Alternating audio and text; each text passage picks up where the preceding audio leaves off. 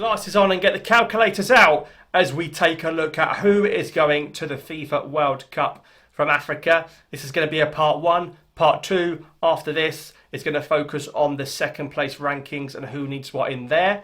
We're going to be taking a look at each group by group winner in this video. There is one match day to go. It's gone so quick, so fast. What a campaign it's been in these African World Cup qualifiers for CAF this time around. What a journey, what a format. People don't like the format. Does it take some of the excitement away? I tell you what, you don't like the format if you've already qualified. If you haven't already qualified and you need something in match day 10, you really are glad it's not 5 teams. Let me tell you that for sure. We're going to take a look at what we've got to expect in each group going into the final match day from Africa.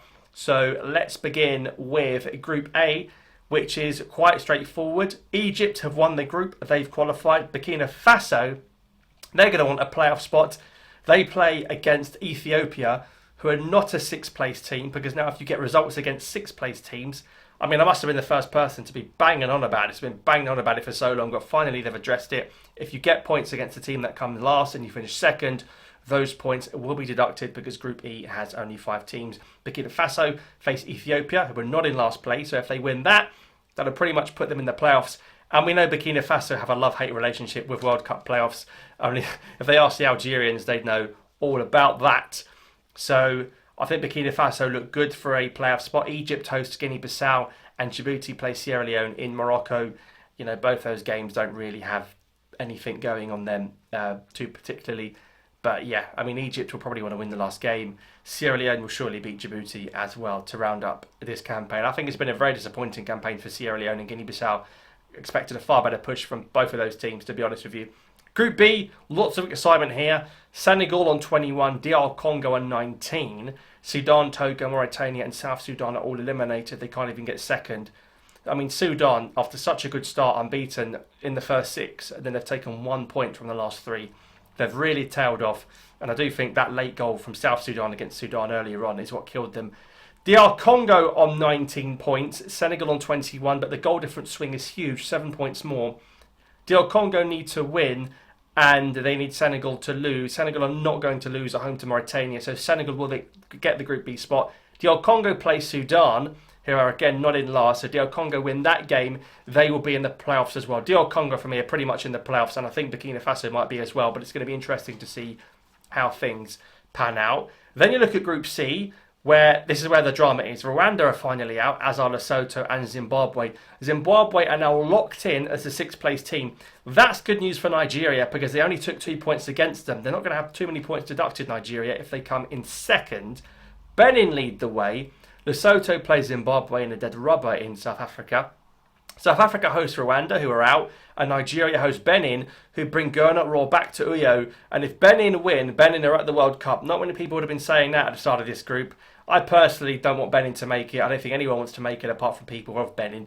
I think South Africa, despite the doom and gloom they seem to be surrounding them at the moment and the way it's been going on and off the pitch, I think they're going to win the group still. I could genuinely see South Africa winning this group because Rwanda have nothing to play for, and Nigeria are not going to lose at home to Benin as bad as they've been. Nigeria, for all the drama, have only lost 1 out of 9. They've actually lost less games than South Africa and Benin, who've both lost 2. So if South Africa win, they go to 18. If Nigeria win, they go to 17, and Benin go to stay on 17. So South Africa get first, Nigeria get second. 17 points becomes 15 points for Nigeria in the FIFA second place ranking thing, which may well get them in the playoffs. So I'm going to still predict South Africa to get Group C, and I'm going to predict Nigeria to steal a playoff spot in second, and I think people are going over the top about Benin. I don't think they'll do it in the end. Group D, history in the making, as Cape Verde just need to beat Eswatini at home, and they're in the World Cup. Not even Samuel Eto'o can save Cameroon on this occasion. Libya, I mean, they can still get second, but that's if they beat Mauritius, which they will, by 11 goals, and Cameroon lose to Angola at home. I can't see that happening. Cape Verde just need to win. Cameroon probably beat a poor Angola at the moment as well, and Libya will probably win as well. But it's a good campaign for Libya. 18 points in third is nothing to be ashamed of. Cameroon would go to 21 points and get a playoff spot. Cape Verde would go to 23 with a win and get in the World Cup for the first time ever, and I'm fully expecting Cape Verde to do that. It was touch and go against Libya, but surely Cape Verde don't let this slip.